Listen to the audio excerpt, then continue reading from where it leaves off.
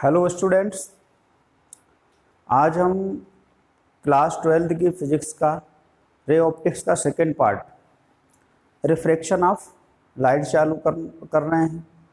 आप सभी लोग घर बैठकर कॉपी और पेन निकाल लीजिए और लेक्चर को सुनिए, समझिए और आवश्यकता अनुसार उसे नोट करिए और नोट्स बनाइए। मैं आर्यल तिवारी सर आपके लिए फिजिक्स का एक एक पार्ट आपके पास उपलब्ध कराऊंगा। और आज हम जो स्टार्ट कर रहे हैं वो है रिफ्रैक्शन ऑफ लाइट।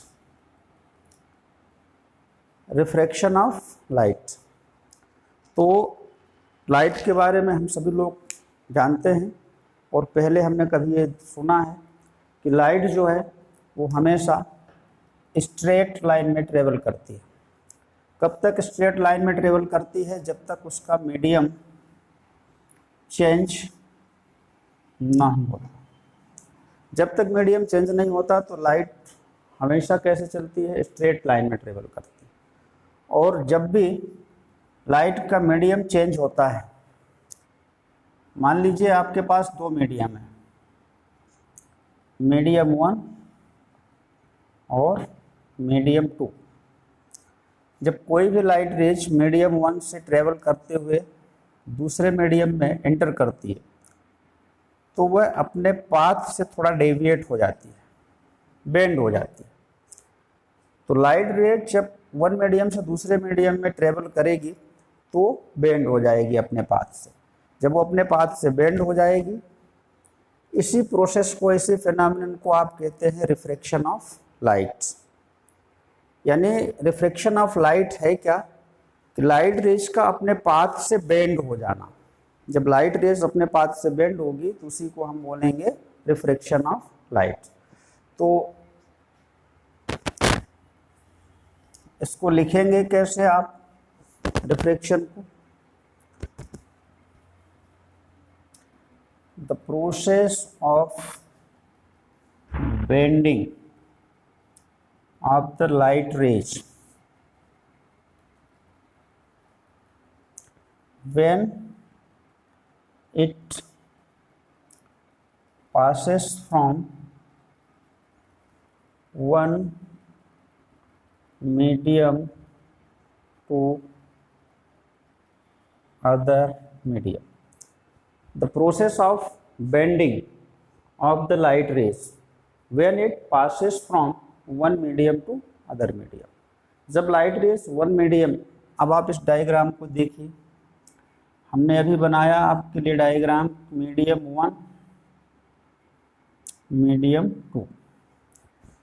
ये लाइट रेज स्ट्रेट लाइन पे आ रही है, ये यहाँ पर इंसिडेंट होती है, ये इसका होता है नॉर्मल,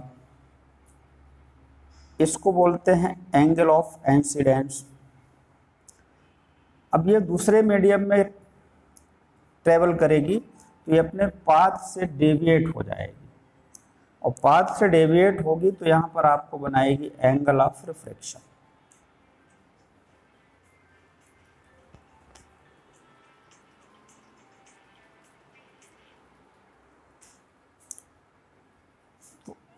ये हो गया आपका इंसिडेंट रे,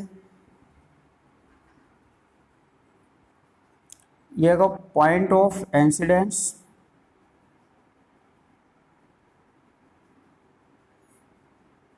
इस लाइट को हम क्या बोलेंगे? Refracted rays. Angle of incidence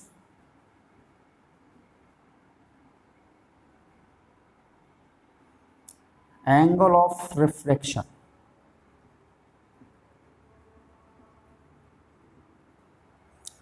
So this process is called refraction of light। Light one medium से अदर मीडियम में एंटर करती है तो रास्ते से बेंड हो जाती है। बेंड क्यों हो जाती है? बेंड होने क्यों बेंड होती है, इस बात को समझने के लिए आपको मीडियम की density of medium, density of medium को समझना।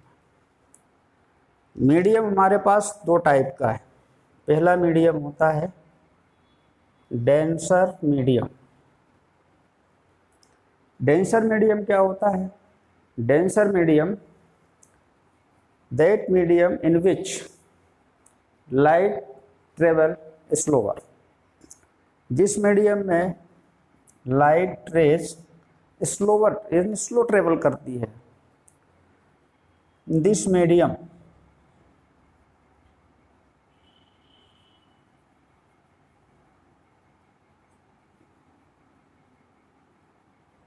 That medium is called denser medium. जिस मीडियम में लाइट रेज स्लो चलती है, जिसकी स्पीड कम हो जाती है उस मीडियम में, उस मीडियम को हम कहेंगे डेंसर मीडियम। दूसरा मीडियम होता है रेयर मीडियम। अभी रेयर मीडियम कौन सा होता है? In this medium light travel faster. इस मीडियम में लाइट रेज फास्ट ट्रेवल करती है, यानी जिसमें स्पीड कम होगी वो डेंसर होगा, जिसमें स्पीड ज़्यादा होगी वो रेयर होगा। अब ये दोनों मीडियम की डेंसिटी को मेजर करने के लिए एक फिजिकल क्वांटिटी यूज होगी, उसको हम कहेंगे रिफ्रैक्टिव इंडेक्स। क्या कहेंगे इसको? Refractive index. रिफ्रैक्टिव इंडेक्स ऐसी क्वांटिटीज है जो हमको डेंसिटी ऑफ मीडियम को मेजर करेगा।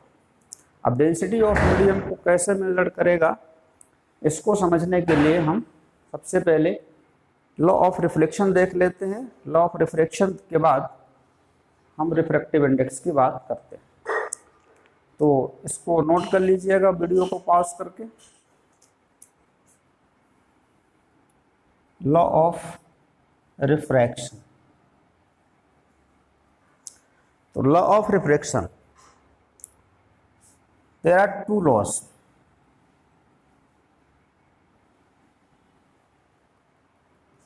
रिफ्रैक्शन में हमारे पास टू लॉज पढ़ना है। सबसे फर्स्ट लॉ ऑफ, देखिए जिस तरह से हम रिफ्लेक्शन में लॉज पढ़ते हैं उसी तरह से रिफ्रैक्शन में भी टू लॉज पढ़ना है। फर्स्ट लॉ क्या कहता है, इस डायग्राम से देखिए, incident rays, normal, refracted rays. Incident rays, normal, refracted rays, ये सभी आप देखिए एक ही पॉइंट पर हैं, एक ही प्लेन पर। Incident rays, refracted rays and normal lies on the same plane. ये इंसिडेंट है, रिफ्रैक्टेड है और ये नॉर्मल है। ये एक ही प्लेन पर, एक ही पॉइंट पर आपको मिलेंगे। Incident rays, refracted rays and normal lies on same plane. So these are first law of refraction. Incident rays, refracted rays, normal. These are medium 1, these are medium 2. Incident rays अलग medium में है, refracted raise अलग medium में है, और normal सिर्फ हमको bending angle देखने के लिए मिलेगा, आई आई। अब सेकेंड लॉ को समझते हैं।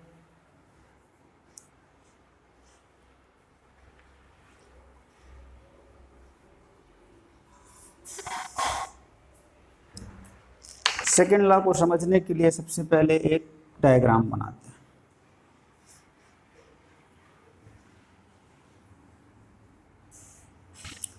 Medium 1, that is medium 2. It is an incident rays.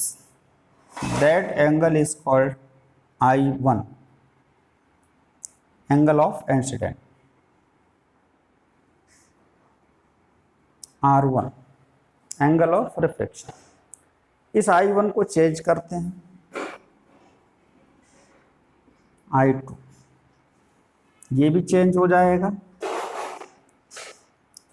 अगर इसको और चेंज करते हैं तो ये भी चेंज होगा। अब इन तीनों एंगल ऑफ इंसिडेंस के लिए हम क्या देख रहे हैं, R1, R2 और R3। रिफ्रैक्शन में थोड़ा सा देखें, angle I equal to angle R।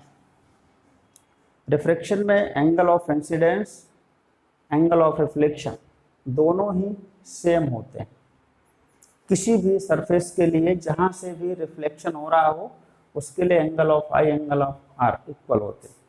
लेकिन इसमें क्या देख रहे हैं, इसमें ये देख रहे हैं कि I और R किसी भी रिफ्रैक्शन में सिमिलर नहीं है।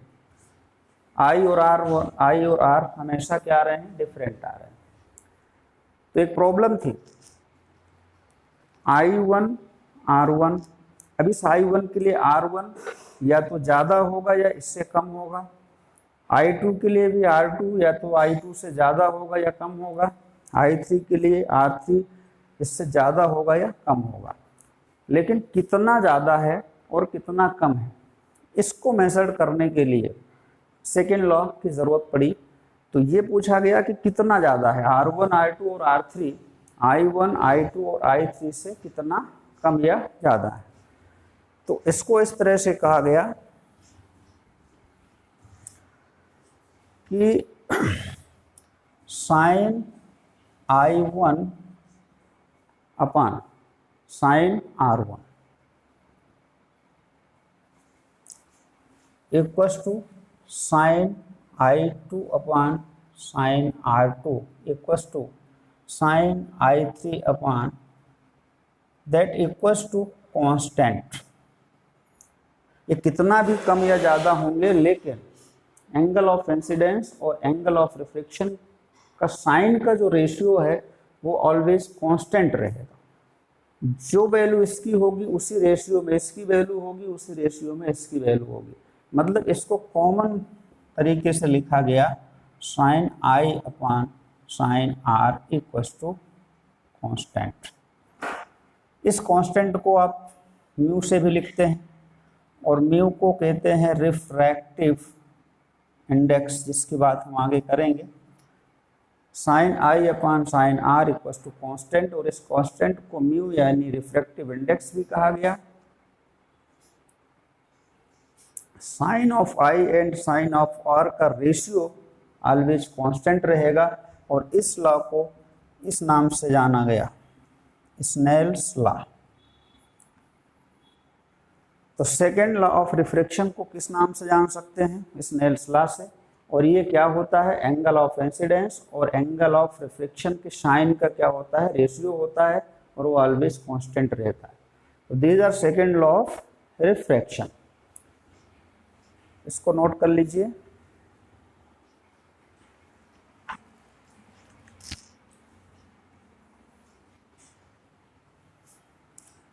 अब ये देखिए बेंडिंग ऑफ लाइट। लाइट की बेंडिंग किस तरह से होती है। Case 1,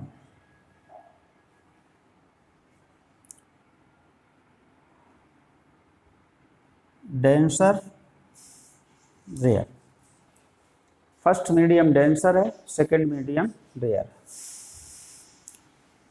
incident rays, angle of incidence. Light rays denser medium से रेयर मीडियम में एंटर करेगी तो अपने पाथ से जो डेविएट होगी, बेंड होगी, और अवे फ्रॉम नॉर्मल होगी। ये बनेगा आपका R। When light rays travel from denser to rarer, it always bending away from normal, normal से दूर, away from normal. When light rays travel from denser to rarer. In the case of refractive index, mu1, that refractive index mu2. This case mu1 is greater than mu2. In this case, I is always less than R. When light rays travel from denser to their medium, it bends away from normal. देखिए light rays कभी भी in case denser से rare medium की तरफ travel कर रही होगी तो वो हमेशा नॉर्मल से दूर यानी कि नॉर्मल से away from the normal bend होगी। mu1 refractive index denser, mu2 refractive index rarer, mu1 is greater than mu2. In this case, angle of incidence always less than angle of refraction. Case number 2, it is a rare, it is a denser. Light rays rare से denser में enter करेगी I, it bend towards the normal R. When the light rays travel from rare to denser medium, it always bend towards the normal. Normal की तरफ bend होगी. These refractive index mu1, mu2. Here mu1 is less than mu2. In this case, I is always greater than R. When light rays travel from rarer to denser medium, it always bends towards the normal. दोनों case को ध्यान से देखना है। जब भी light rays denser से rare की तरफ ट्रेवल करेगी तो ऑलवेज नॉर्मल से दूर जाएगी, रेयर टू डेंसर ट्रेवल करेगी नॉर्मल की तरफ यानी टूवर्ड्स द नॉर्मल बेंड होगी। In first case denser to rarer, angle of incidence always less than angle of reflection. In the second case rarer to denser, I is always greater than R. So these are two process bending of light when light is travel from one medium to other. इसको note कर लीजिए।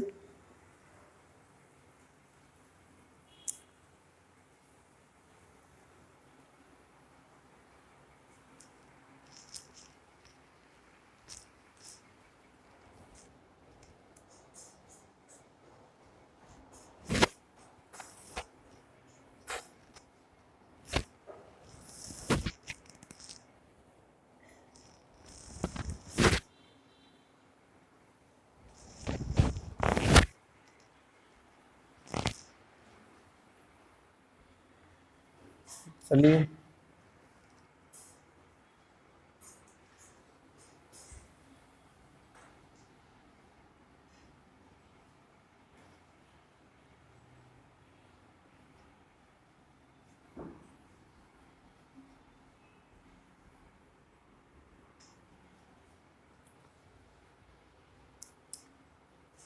दो special case देखिए। Case number 1, जिस case पर light rays bend नहीं होगी। First case medium 1 and medium 2।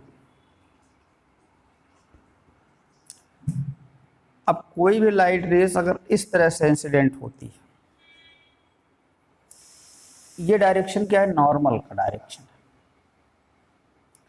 किसी भी सरफेस पर कोई भी लाइट रेस अगर नॉर्मली इंसिडेंट होती है, नॉर्मल के डायरेक्शन पे इंसिडेंट होती है, that light rays passes in straight in other medium.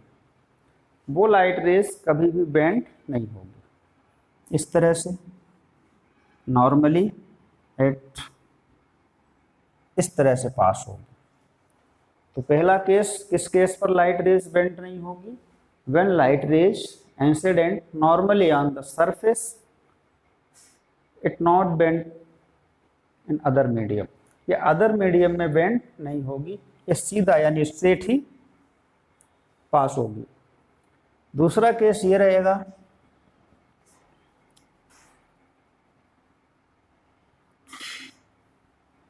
That is medium 1 medium 2। अगर कोई भी लाइट रेज इस तरह से पास हो रही है और बेंड नहीं हो रही है, जब बेंड नहीं हो रही है इसका मतलब ये हो गया कि बोथ मीडियम यानी refractive index μ1 and μ2 always equal. अगर दोनों मीडियम का रिफ्रैक्टिव इंडेक्स सेम होगा तो लाइट रेज बेंड नहीं होगी। तो first case, in this case light rays incident normally, and in this case refractive index of both medium are same। तो इन दो केसेस पर लाइट रेस बेंड नहीं होती। अगर लाइट रेस बेंड नहीं हो रही है, एक मीडियम से दूसरे मीडियम में ट्रेवल कर रही है, तो हम समझ जाते हैं μ1 = μ2 and refractive index of both medium are same.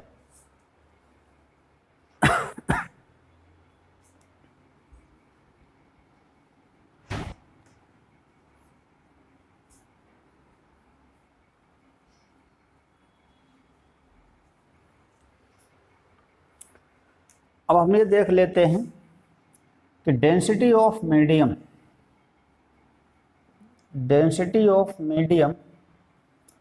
को मेजर कैसे करेंगे। डेंसिटी ऑफ मीडियम को मेजर करने के लिए जिस क्वांटिटी का हम यूज करते हैं उसको कहते हैं रिफ्रैक्टिव इंडेक्स। क्या कहते हैं? Refractive index. रिफ्रैक्टिव इंडेक्स से हमें ये पता चलता है कि कौन सा मीडियम कितना डेंसर है और कौन सा मीडियम कितना रेयर है। अब इस तरह से हम दो मीडियम लेते हैं, medium 1 medium 2।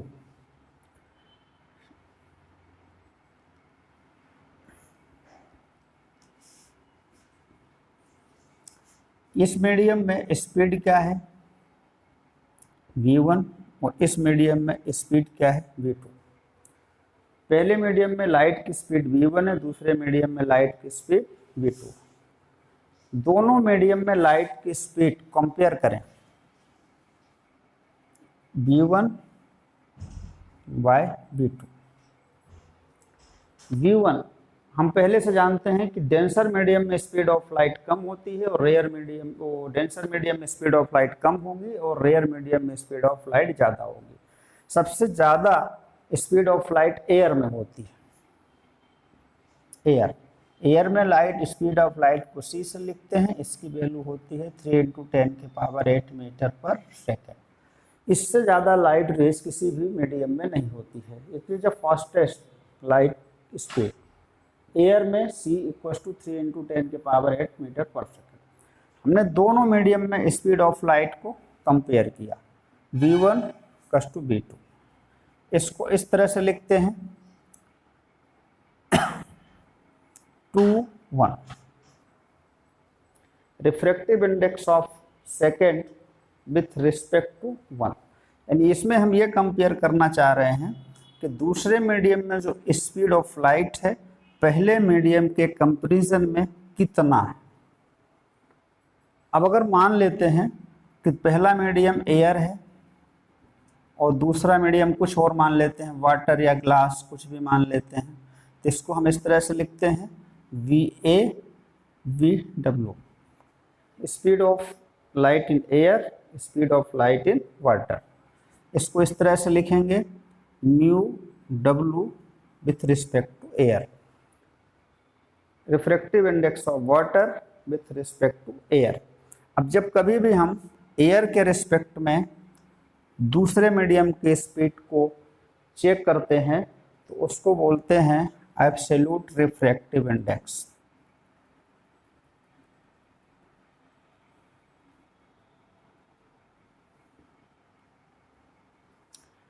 Absolute refractive index air के कंपैरिजन में दूसरे मीडियम की स्पीड को कंपेयर करना।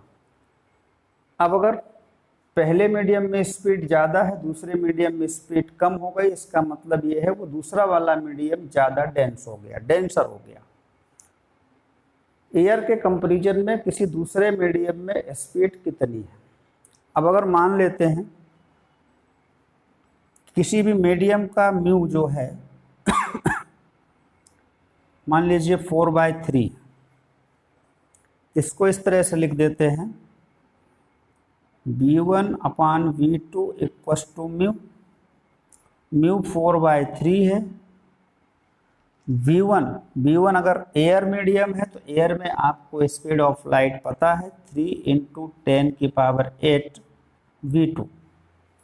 अब हम V2 पता करें तो ये इस तरफ आ जाएगा, तो 3 × 10⁸/4/3 इक्वस टू V2, ऊपर 9/4 × 10⁸ V2, ये हो जाएगा 2.25 × 10⁸ मीटर पर सेकेंड V2। यानी दूसरे मीडियम में जो स्पीड ऑफ लाइट निकल कर आ रही है जिसका रिफ्रैक्टिव इंडेक्स 4/3 है, उसमें स्पीड ऑफ लाइट 2.25 × 10⁸ मीटर पर सेकेंड, यानी स्पीड ऑफ लाइट कम है किसके कंपैरिजन में, एयर के कंपैरिजन में। तो एयर के कंपैरिजन में किसी दूसरे मीडियम में स्पीड कितना टाइम्स कम है या कितना टाइम्स ज़्यादा है, इस प्रॉपर्टी को मेजर करते हैं किस, उसी को बोलते हैं आप रिफ्रैक्टिव इंडेक्स। इसको इस तरह से लिखना है। पहला, absolute refractive index mu equals to C/V। Mu ये है absolute refractive index, C speed of light in air, V speed of light in medium. दूसरा,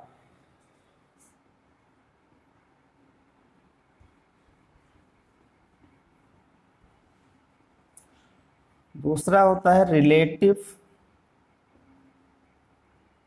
refractive index. Relative refractive index ratio of speed of light any two mediums that is written 1μ2, that speed of light in one medium, speed of light in other medium. 1μ2 refractive index of 2 with respect to 1 speed of light in one medium upon speed of light in other medium, that refractive index is called relative refractive index. यहाँ पर speed of light in other medium को air की speed से compare करना है, और यहाँ पर स्पीड ऑफ लाइट को किसी भी दूसरे मीडियम से भी कंपेयर कर सकते हैं, इसलिए इसको कहते हैं रिलेटिव और इसको कहते हैं एब्सोल्यूट रिफ्रैक्टिव इंडेक्स। तो रिफ्रैक्टिव इंडेक्स 2 टाइप्स का होता है। इससे रिलेटेड हम एक क्वेश्चन देखते हैं।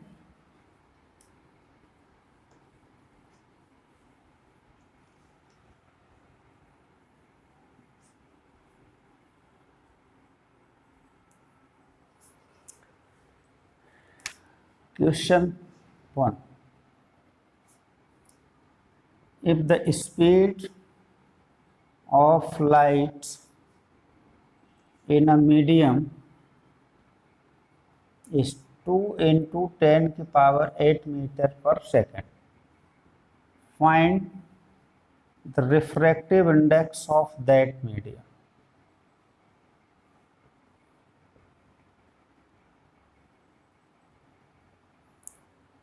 एक मीडियम है जिसमें स्पीड ऑफ लाइट की स्पीड 2 × 10⁸ मीटर पर सेकेंड है, उस मीडियम का रिफ्रैक्टिव इंडेक्स कितना होगा।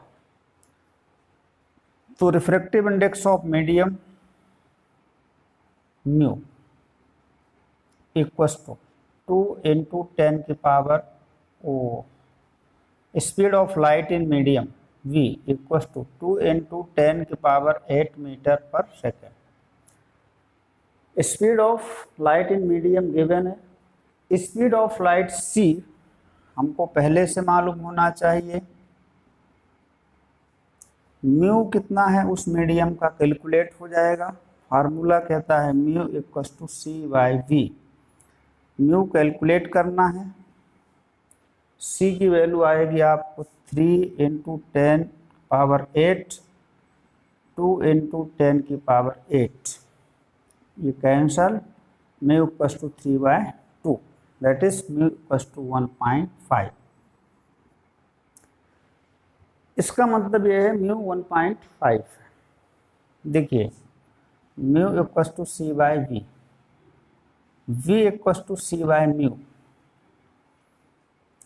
इस मीडियम में जो स्पीड है एयर के कंपैरिजन में म्यू कितनी आ रही 1.5। अगर म्यू की वैल्यू 1.5 है इसका मतलब ये है कि इस मीडियम में स्पीड जो है एयर की स्पीड के कंपैरिजन में 1.5 यानी कि 1.5 टाइम्स कम है।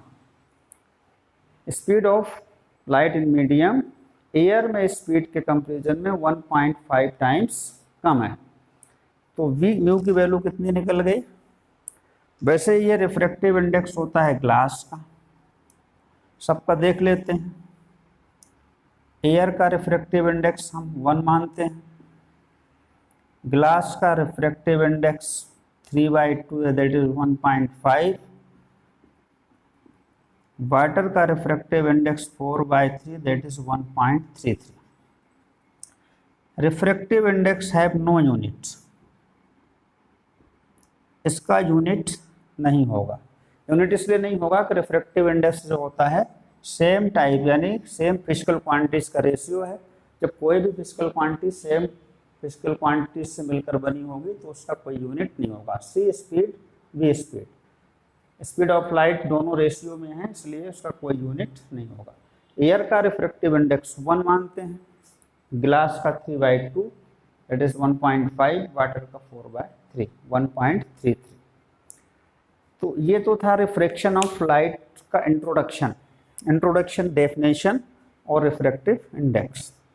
आप लोग इतना नोट कर लीजिए, इसको पढ़ लीजिए। नेक्स्ट टॉपिक हम आपको अगले वीडियो में उपलब्ध कराएंगे।